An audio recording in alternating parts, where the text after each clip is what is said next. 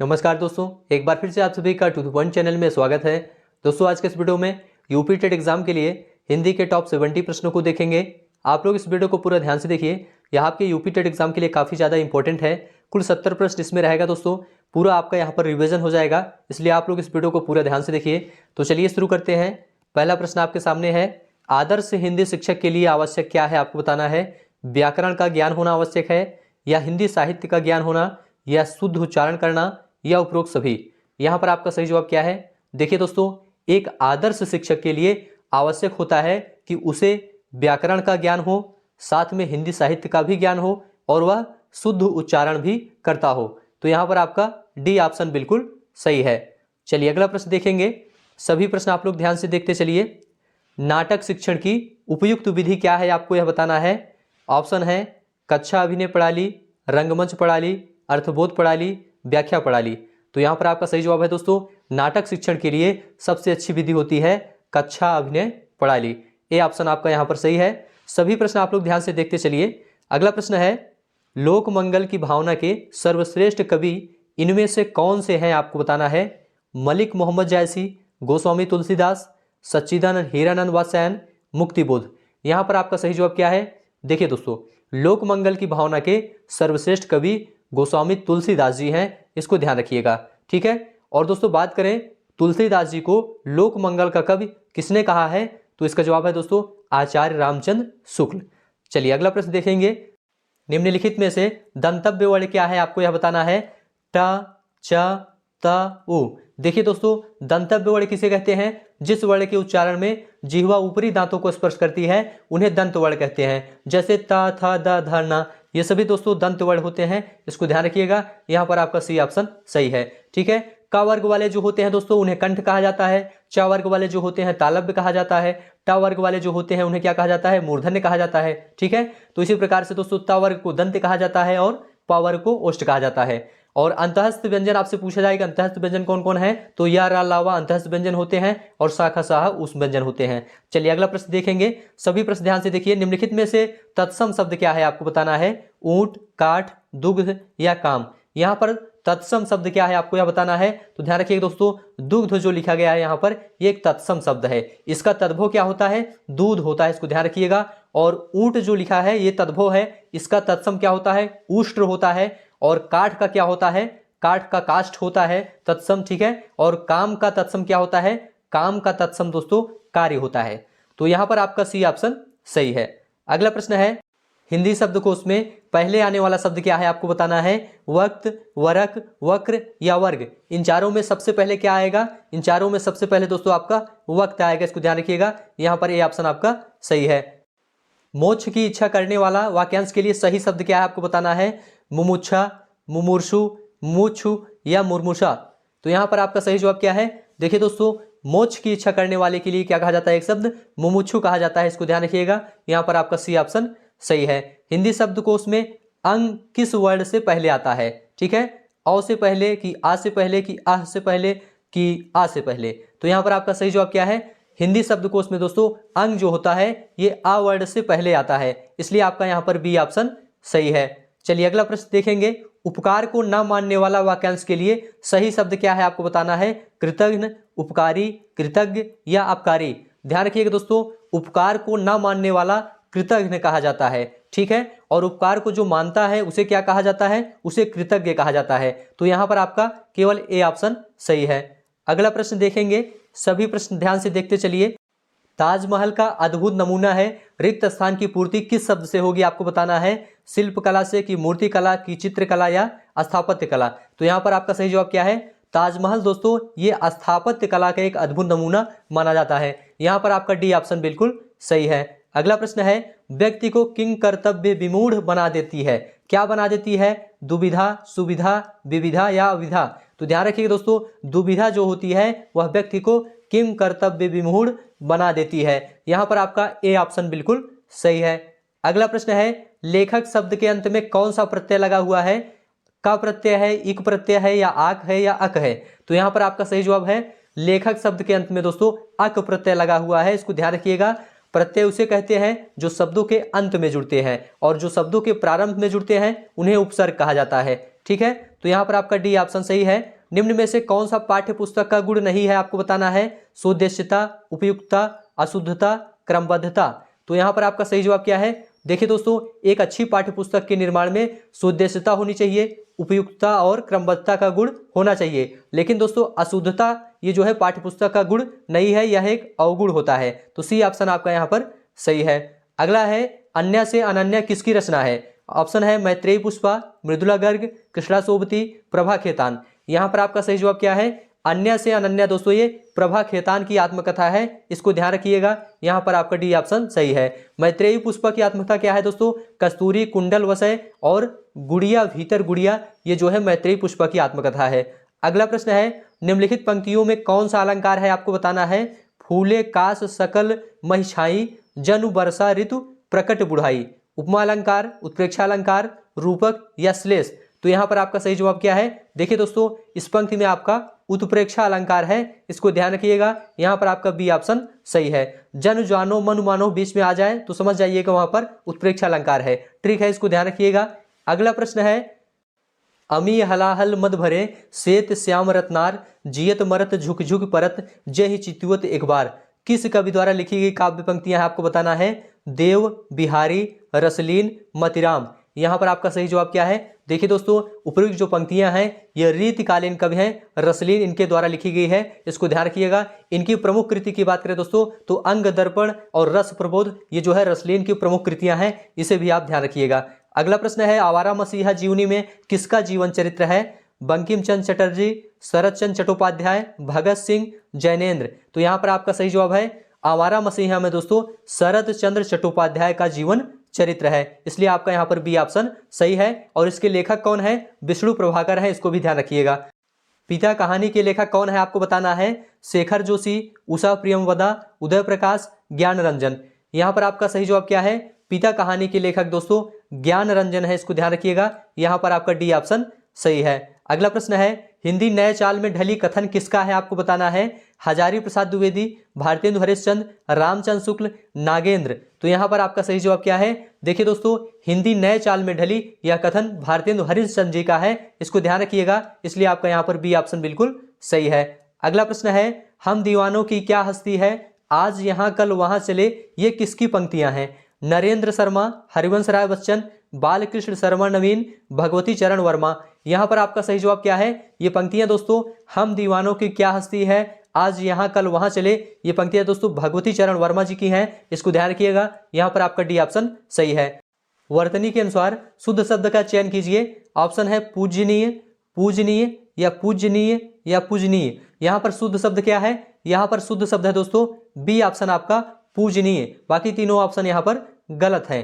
अगला प्रश्न है जिसका जन्म पहले हुआ हो, इसके लिए एक शब्द क्या है आपको बताना है? अनुज, द्विज, अग्रज, सर्वज्ञ। तो यहाँ पर आपका सही जवाब क्या है? देखिए दोस्तों, जिसका जन्म पहले हुआ हो उसके लिए एक शब्द होता है अग्रज, और जिसका जन्म बाद में हुआ हो उसके लिए एक शब्द क्या होता है? अनुज होता है, इसको ध्यान रखिएगा। और द्विज किसे कहते हैं? द्विज का मतलब होता है दो बार जन्म लेने वाले को द्विज कहा जाता है। सर्वज्ञ की बात करते हैं, जो सब कुछ जानने वाला होता है उसे सर्वज्ञ कहा जाता है।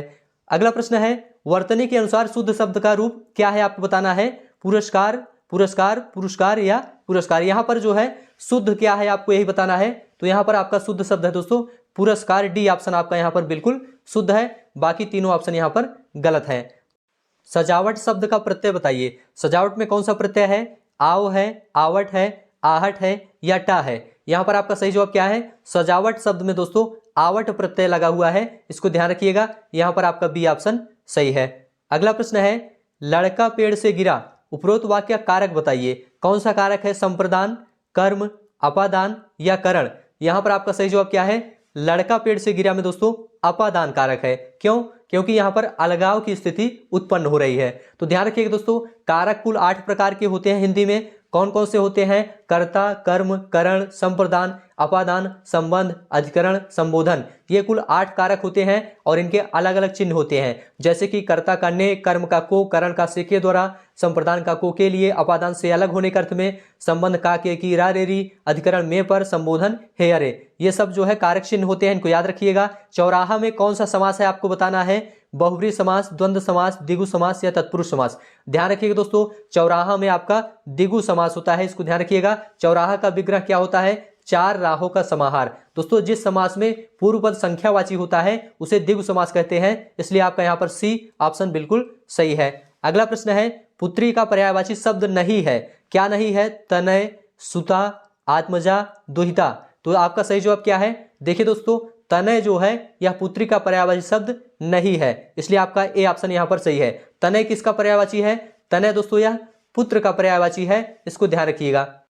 निम्नलिखित में से कौन सा शब्द कमल का पर्यायवाची शब्द नहीं है? आपको यह बताना है। सरोज, अरविंद, सलिल, पंकज। यहां पर दोस्तों आपका सही जवाब क्या है? सलिल जो लिखा हुआ है दोस्तों यह कमल का पर्यायवाची शब्द नहीं है, इसको ध्यान रखिएगा। यह दोस्तों जल का पर्यायवाची शब्द है। सरोज, अरविंद, पंकज ये सभी दोस्तों कमल के पर्यायवाची शब्द हैं। जिसकी मति झट सोचने वाली हो उसके लिए एक शब्द क्या होता है? आपको बताना है।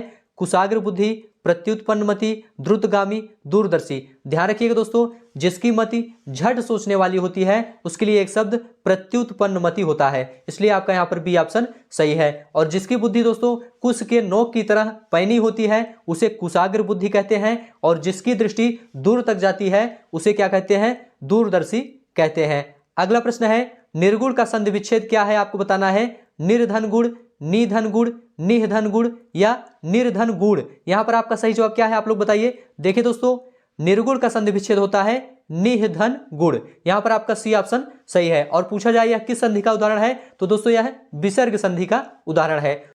निम्नलिखित शब्दों के दिए गए विकल्पों में तत्सम शब्द का चयन कीजिए। ऑप्शन है कलश, कलश, कलश या कलश।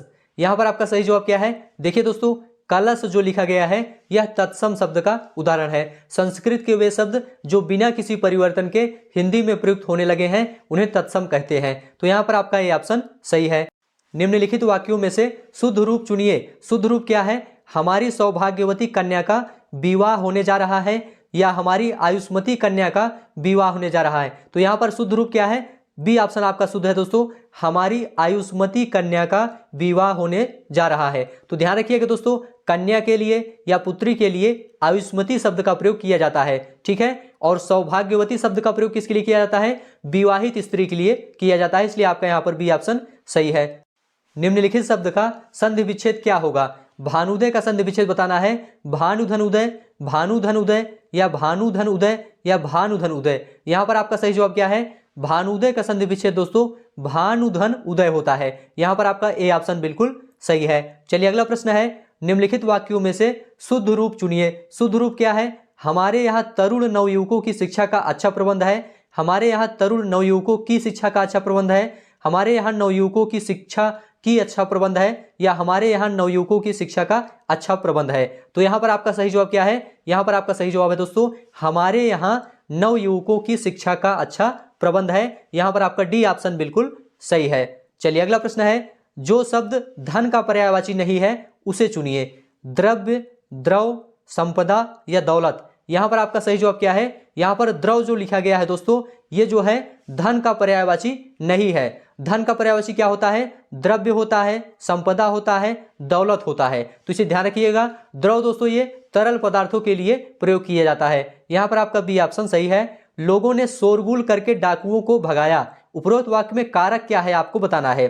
कर्ता कारक है, करण कारक है, संप्रदान कारक है या कर्म कारक है। तो यहाँ पर ध्यान दीजिए, लोगों ने शोरगुल करके डाकुओं को भगाया, को आ रहा है इसलिए यहाँ पर आपका कर्म कारक हो जाएगा, ठीक है। तो कर्म कारक का चिन्ह क्या होता है? को होता है, इसको ध्यान रखिएगा। यहाँ पर आपका डी ऑप्शन बिल्कुल सही है। घुड़सवार शब्द में शब्द निम्न में से क्या है आपको बताना है।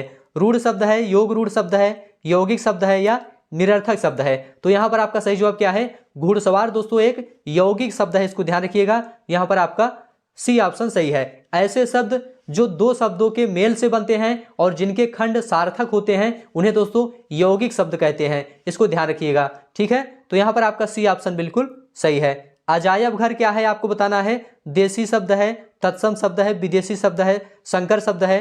तो यहाँ पर आपका सही जवाब क्या है? अजायब घर दोस्तों एक संकर शब्द है, इसको ध्यान रखिएगा। यहाँ पर आपका डी ऑप्शन सही है। दो भिन्न भाषाओं के योग से बने शब्द को दोस्तों संकर शब्द कहते हैं, ठीक है। तो यहाँ पर आपका डी ऑप्शन सही है। आचार का विलोम शब्द क्या है? अनाचार, अनाचार या अनाचार या अत्याचार या विचार। यहाँ पर आपका सही जवाब क्या है? आचार का विलोम दोस्तों अनाचार होता है, इसलिए आपका यहाँ पर बी ऑप्शन सही है। चलिए अगला प्रश्न है, सभी प्रश्न ध्यान से देखते चलिए। दुस्साहस शब्द का उपसर्ग चुनिए। क्या उपसर्ग है आप लोग बताइए? दुस है या दुर है या दू है या स है? यहाँ पर आपका सही जवाब क्या है? देखिए दोस्तों, दुस्साहस शब्द में दुस उपसर्ग लगा हुआ है, इसलिए आपका यहाँ पर ए ऑप्शन बिल्कुल सही है। उपसर्ग किसे कहते हैं दोस्तों? उपसर्ग उस शब्दांश या अव्यय को कहते हैं जो किसी शब्द के पहले आकर उसका विशेष अर्थ प्रकट करता है। यहाँ पर आपका ये ऑप्शन सही है। जगन्नाथ किस संधि का उदाहरण है आपको बताना है? व्यंजन संधि, विसर्ग संधि, दीर्घ स्वर संधि, यण स्वर संधि। यहाँ पर आपका सही जवाब क्या है? जगन्नाथ दोस्तों ये व्यंजन संधि का उदाहरण है, इसलिए आपका यहाँ पर ए ऑप्शन सही है। मोर का तत्सम शब्द क्या होगा आपको बताना है? मोर का तत्सम दोस्तों मयूर होता है, इसको ध्यान रखिएगा। यहाँ पर आपका बी ऑप्शन सही है। तत्सम शब्द किसे कहते हैं? संस्कृत के वे शब्द जो बिना किसी परिवर्तन के हिंदी में प्रयुक्त होने लगे हैं उन्हें तत्सम शब्द कहते हैं। अभिशाप शब्द में उपसर्ग चुनिए। अति उपसर्ग है या अधि है या आ है या अभी है? यहाँ पर आपका सही जवाब क्या है? अभिशाप में दोस्तों आपका अभी उपसर्ग लगा हुआ है, इसलिए आपका यहाँ पर डी ऑप्शन सही है। अगला प्रश्न है, वर्तनी के अनुसार शुद्ध रूप का चयन कीजिए। शुद्ध रूप का चयन करिए। ईर्ष्या है या ईर्षा है या ईर्षा या ईर्षा? तो यहाँ पर आपका शुद्ध रूप क्या है आप लोग बताइए। देखिए दोस्तों, यहाँ पर आपका शुद्ध रूप है ए ऑप्शन। ईर्षा जो लिखा गया है यह बिल्कुल शुद्ध है, बाकी तीनों ऑप्शन यहाँ पर गलत है। ठीक है, चलिए अगला प्रश्न है, चंद्रमा का पर्यायवाची शब्द क्या है आप लोग बताइए। निशाकर, निशाचर, तरण या कृषाणु? यहाँ पर आपका सही जवाब क्या है? निशाकर जो है दोस्तों ये चंद्रमा का पर्यायवाची शब्द है, इसलिए आपका यहाँ पर ए ऑप्शन सही है। ठीक है, तो चंद्रमा के अन्य पर्यायवाची शब्द की बात करें तो जैसे चांद होता है, चंद्र होता है, हिमांशु होता है, सुधाकर, राकेश, शशि, ये सभी दोस्तों चंद्रमा के पर्यायवाची शब्द हैं, इसको ध्यान रखिएगा। अगला प्रश्न देखेंगे, सभी प्रश्न ध्यान से देखिए। महादेव का पर्यायवाची शब्द चुनिए। महादेव का पर्यायवाची शब्द क्या है? गरुड़ ध्वज है, नारायण है, चंद्रशेखर या विश्वंभर? यहाँ पर आपका सही जवाब है महादेव का पर्यायवाची शब्द दोस्तों चंद्रशेखर होता है, इसलिए आपका यहाँ पर सी ऑप्शन सही है। महादेव के अन्य पर्यायवाची की बात करें दोस्तों, जैसे शिव होता है, शंकर, शंभु, चंद्रमौली, ये सभी दोस्तों महादेव के पर्यायवाची शब्द हैं। चलिए अगला प्रश्न है, यथाशीघ्र शब्द का समास बताइए। ऑप्शन है अव्ययी भाव, द्वंद्व, कर्मधारय, तत्पुरुष। यहाँ पर आपका सही जवाब क्या है? यथाशीघ्र में दोस्तों अव्ययी भाव समास है, इसलिए आपका यहाँ पर ए ऑप्शन सही है। चलिए अगला प्रश्न देखेंगे। सभी प्रश्न आप लोग ध्यान से देखते चलिए। महात्मा गांधी में अमूल्य गुण थे, इस वाक्य में अमूल्य शब्द क्या है? विशेषण है, संज्ञा है, सर्वनाम है या क्रिया है? तो यहाँ पर आपका सही जवाब क्या है? अमूल्य शब्द दोस्तों यहाँ पर विशेषण है, इसको ध्यान रखिएगा, इसलिए आपका यहाँ पर ए ऑप्शन सही है। जो संज्ञा सर्वनाम की विशेषता बताए उसे क्या कहते हैं? विशेषण कहते हैं। अगला प्रश्न है, निम्नलिखित वाक्यों में क्रिया विशेषण युक्त वाक्य कौन सा है आपको बताना है। मैं कल नहीं जाऊंगा, यह फूल सुंदर है, हवा धीरे धीरे बह रही है, आज हम स्कूल जाएंगे। यहाँ पर आपका सही जवाब क्या है? देखिए दोस्तों, हवा धीरे धीरे बह रही है, दोस्तों यह एक क्रिया विशेषण युक्त वाक्य है, इसलिए आपका यहाँ पर सी ऑप्शन सही है। क्रिया की विशेषता बताने वाले शब्द को दोस्तों क्रिया विशेषण कहते हैं, इसे ध्यान रखिएगा। अगला प्रश्न है, निम्नलिखित में योग रूढ़ शब्द चुनिए। योग रूढ़ शब्द किसे कहते हैं? योग रूढ़ शब्द दोस्तों वे शब्द होते हैं जो दो शब्दों के योग से बनते हैं परंतु अर्थ देने में रूढ़ हो जाते हैं, उन्हें योग रूढ़ शब्द कहते हैं। यहाँ पर आपका क्या सही है? चक्रपाणी बिल्कुल सही है। चक्रपाणी दोस्तों आपका यहाँ पर योग रूढ़ शब्द है। चलिए अगला प्रश्न देखेंगे। सभी प्रश्न आप लोग ध्यान से देखते चलिए। किस शब्द का संधि विच्छेद शुद्ध नहीं है आपको बताना है। मात्रा धन आनंद बराबर मात्रानंद, या सदा धन एव बराबर सदैव, पितृ धन अनुमति बराबर पितृनुमति, परम धन औदार्य बराबर परमोदार्य। तो यहाँ पर दोस्तों आपका सदैव भी सही है और पितृ अनुमति भी सही है, परमोदार्य भी सही है। यहाँ पर आपका मात्रा धन आनंद बराबर मात्रानंद नहीं होता है दोस्तों, मातृधन आनंद होता है। ठीक है, यहाँ पर मात्रा लिखा है या गलत है, यहाँ पर मातृधन आनंद होना चाहिए। मातृधन आनंद बराबर होता है मात्रानंद, तो पहला ही गलत है, यही आपको बताना था। चलिए अगला प्रश्न है, कौन सा शब्द कामदेव का पर्यायवाची नहीं है आपको यह बताना है। ऑप्शन है अनंग, मनसिज, कदर्प, अरविंद। यहाँ पर आपका सही जवाब क्या है? देखिए दोस्तों, अरविंद जो है ये कामदेव का पर्यायवाची शब्द नहीं है, इसलिए आपका यहाँ पर डी ऑप्शन सही है। अरविंद दोस्तों ये कमल का पर्यायवाची शब्द है, इसको ध्यान रखिएगा। ठीक है, चलिए अगला प्रश्न देखेंगे। ख है, ख क्या है आपको बताना है। अघोष व्यंजन, अल्प प्राण व्यंजन, घोष व्यंजन, विवृत। यहाँ पर आपका सही जवाब क्या है? ख दोस्तों एक अघोष व्यंजन है, इसको ध्यान रखिएगा। देखिए दोस्तों, प्रत्येक वर्ग का प्रथम और द्वितीय वर्ण जो होता है वह अघोष व्यंजन होता है, इसको ध्यान रखिएगा। जैसे क, ख, च, छ, ट ठ त थ ये सभी दोस्तों अघोष होते हैं। घोष व्यंजन किसे कहते हैं? प्रत्येक वर्ग का तीसरा, चौथा और पांचवा वर्ण जो होता है वह घोष वर्ण होता है, इसे आप लोग ध्यान रखिएगा। चलिए अगला प्रश्न है, ऋण मुक्त समस्त पद का विग्रह क्या है आपको बताना है। ऋण धन मुक्त, ऋण की मुक्ति, ऋण और मुक्त, ऋण से मुक्त। यहां पर आपका सही जवाब है दोस्तों ऋण मुक्त समस्त पद का विग्रह ऋण से मुक्त होता है। यहां पर आपका डी ऑप्शन सही है। निम्न में से तत्सम शब्द क्या है आपको बताना है। लौंग, बहिन, पृष्ठ या जवान। यहां पर आपका सही जवाब क्या है? देखिए दोस्तों पृष्ठ जो लिखा गया है यह आपका एक तत्सम शब्द है। लौंग, बहिन, जवान ये तीनों क्या है? तद्भव शब्द है, इसको ध्यान रखिएगा। ठीक है, लौंग का तत्सम क्या होता है? लौंग का लवंग होता है, इसको ध्यान रखिएगा। बहिन का तत्सम क्या होता है? भगिनी होता है। और जवान का तत्सम क्या होता है? इसका युवा होता है। ठीक है, चलिए अगला प्रश्न देखेंगे। बहुब्रीहि समास का उदाहरण नहीं है, कौन सा नहीं है? पंसेरी, बारहसिंगा, कुसुमायुध या दीर्घ बाहु। यहां पर आपका सही जवाब क्या है? पंसेरी। दोस्तों देखिए ये जो है द्विगु समास है। ठीक है, ये बहुब्रीहि समास नहीं है, इसको ध्यान रखिएगा। बारहसिंगा, कुसुमायुध, दीर्घ बाहु ये सभी दोस्तों बहुब्रीहि समास हैं। ठीक है, तो ध्यान रखिएगा बहुब्रीहि समास में दोस्तों कोई भी शब्द प्रधान नहीं होता है, ये दोस्तों किसी तीसरे पद की ओर संकेत करते हैं, इसको ध्यान रखिएगा। यहां पर आपका ये ऑप्शन सही है। निम्न में से अकर्मक क्रिया बताइए क्या है। पढ़ना, लेना, खाना, रोना। यहां पर आपका सही जवाब क्या है? देखिए दोस्तों रोना क्या है? एक अकर्मक क्रिया है, शेष सभी यहां पर सकर्मक क्रिया है। अकर्मक क्रिया किसे कहते हैं दोस्तों? जिन क्रियाओं का फल कर्ता पर ही हो उसे अकर्मक क्रिया कहते हैं। और सकर्मक क्रिया किसे कहते हैं? जिसका कर्म हो या फिर जिसके साथ कर्म की संभावना हो उसे सकर्मक क्रिया कहते हैं। यहां पर डी ऑप्शन आपका सही है। रघुपति शब्द किस समास का उदाहरण है आपको बताना है। द्विगु समास, द्वंद्व समास, बहुब्रीहि समास, कर्मधारय समास। यहां पर आपका सही जवाब क्या है? रघुपति। दोस्तों ये बहुब्रीहि समास का उदाहरण है, इसको ध्यान रखिएगा। यहां पर आपका सी ऑप्शन सही है। संस्कृति की दूसरी मंजिल क्या है आपको बताना है। चिरंतन मूल्यों का संरक्षक, संगीत कला आदि का संरक्षक, परंपरा और रूढ़ि का आश्रय स्थल, उपरोक्त सभी। यहां पर आपका सही जवाब क्या है? उपरोक्त सभी आपका यहां पर सही है दोस्तों। संस्कृत की दूसरी मंजिल क्या है? चिरंतन मूल्यों का संरक्षक भी होता है, संगीत कला का संरक्षक भी होता है, परंपरा और रूढ़ि का आश्रय स्थल भी माना जाता है। अगला प्रश्न देखेंगे। निम्न में से कौन सा वारिद का पर्यायवाची शब्द नहीं है? आप लोग बताइए। मेघ, पयोद, घन, अंबुज। यहां पर आपको बताना है वारिद का पर्यायवाची शब्द क्या नहीं है।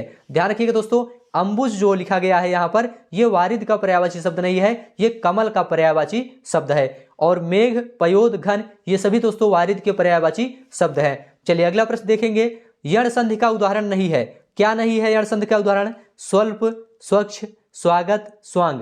यहां पर आपका सही जवाब क्या है? देखिए दोस्तों स्वांग जो लिखा गया है यह यण संधि का उदाहरण नहीं है। स्वल्प, स्वच्छ और स्वागत ये सभी दोस्तों यण संधि के उदाहरण है। अगला प्रश्न है किस शब्द में विसर्ग संधि नहीं है? ऑप्शन है अनुस्वार, मनोनुकूल, मनस्ताप, पयोद। यहां पर आपका सही जवाब क्या है? देखिए दोस्तों अनुस्वार जो लिखा गया है इसमें विसर्ग संधि नहीं है। ठीक है, मनोनुकूल, मनस्ताप और पयोद इन तीनों में दोस्तों विसर्ग संधि है। अगला प्रश्न है किस शब्द में कोई भी उपसर्ग नहीं लगा है? असुरक्षित, अप्रत्याशित, स्वागत, स्वार्थ। यहां पर आपका सही जवाब क्या है? देखिए दोस्तों स्वार्थ शब्द में कोई भी उपसर्ग नहीं लगा हुआ है, इसको ध्यान रखिएगा। असुरक्षित और अप्रत्याशित में दोस्तों क्या लगा है? अ उपसर्ग लगा हुआ है। ठीक है, और स्वागत में दोस्तों सु उपसर्ग लगा हुआ है। तो यहां पर आपका डी ऑप्शन सही है। अधि उपसर्ग से बना शब्द नहीं है, कौन सा नहीं है? अध्यापन, अध्यवसाय, अधीर या अध्यादेश। यहां पर आपका सही जवाब क्या है? देखिए दोस्तों अध्यापन, अध्यवसाय, अध्यादेश इन तीनों में दोस्तों अधि उपसर्ग लगा हुआ है। ठीक है, अधीर में दोस्तों अधि उपसर्ग नहीं है, अधीर में आपका अ उपसर्ग लगा हुआ है। यहां पर आपका क्या सही हो जाएगा? सी ऑप्शन आपका बिल्कुल सही है। चलिए अगला प्रश्न देखेंगे। सभी प्रश्न ध्यान से देखिए। निरपराध में प्रयुक्त उपसर्ग है, कौन सा उपसर्ग है? नि है, ने, निर या इनमें से कोई नहीं। तो यहां पर आपका सही जवाब क्या है? निरपराध शब्द में दोस्तों निर उपसर्ग लगा हुआ है, इसलिए आपका यहां पर सी ऑप्शन बिल्कुल सही है। वर्तनी की दृष्टि से अशुद्ध शब्द क्या है आपको बताना है। सदुपदेश, तदोपरांत, वाल्मीकि, अकिंचन। यहां पर आपका सही जवाब क्या है? देखिए दोस्तों तदोपरांत जो लिखा गया है यह अशुद्ध शब्द है, इसका शुद्ध रूप क्या होता है? तदुपरांत होता है। ठीक है, बाकी तीनों विकल्प यहां पर सही है, लेकिन बी ऑप्शन आपका यहां पर सही नहीं है। प्रताप को परताप उच्चारण करना कौन से प्रकार के अशुद्ध उच्चारण का भेद है आपको बताना है। स्वरागम, स्वरालाप, आकार इकार भ्रम, आगम। यहां पर आपका सही जवाब क्या है? देखिए दोस्तों, प्रताप को परताप उच्चारण करना ये स्वरालाप अशुद्ध उच्चारण दोष के अंतर्गत आता है, इसलिए आपका यहां पर बी ऑप्शन बिल्कुल सही है। चलिए अगला प्रश्न है, भाषा संरचना में अपेक्षित भाषा के प्रमुख अंग होते हैं 1, 2, 3, 4। यहां पर आपका सही जवाब क्या है? भाषा संरचना में अपेक्षित भाषा के 2 प्रमुख अंग होते हैं, इसको ध्यान रखिएगा। यहां पर आपका बी ऑप्शन सही है। कौन कौन होते हैं? लिखित और मौखिक। अगला प्रश्न है, प्राथमिक स्तर पर भाषा अध्ययन में मुख्य तत्व होगा, क्या है आपको बताना है? व्याकरण का उपयोग, शब्द भंडार अभिवृद्धि, साहित्यिक समझ, उच्चारण की स्पष्टता। ध्यान रखिएगा दोस्तों, प्राथमिक स्तर पर भाषा अध्ययन में मुख्य तत्व जो होता है वह है उच्चारण की स्पष्टता। यहां पर आपका डी ऑप्शन सही है। अगला प्रश्न है, जातिवाचक एवं व्यक्तिवाचक संज्ञाओं का कौन सा युग्म गलत है आपको बताना है। ऑप्शन है कुत्ता पिल्ला, आगे है नगर जयपुर, पर्वत हिमालय, स्त्री श्वेता। यहां पर आपका सही जवाब क्या है? यहां पर आपका सही जवाब है ए ऑप्शन। देखिए दोस्तों, यहां पर जो कुत्ता और पिल्ला लिखा गया है ये दोनों ही जातिवाचक संज्ञा हैं, बाकी सभी विकल्पों में जातिवाचक और व्यक्तिवाचक दोनों संज्ञाएं हैं। यहां पर आपका ए ऑप्शन सही है। इस प्रकार से दोस्तों आज का यह वीडियो यहां पर समाप्त होता है। यह वीडियो दोस्तों आपको कैसा लगा आप लोग कमेंट में जरूर बताइए। अच्छा लगा है तो हमारे चैनल को सब्सक्राइब करिए। इस वीडियो से आपको एग्जाम में काफी ज्यादा लाभ मिलेगा। इस प्रकार के प्रश्न आपको एग्जाम में जरूर देखने को मिलेगा। अभी के लिए बस इतना ही। अब हम आपको नेक्स्ट वीडियो मिलेंगे किसी नए टॉपिक के साथ। तब तक के लिए आप सभी का बहुत बहुत धन्यवाद।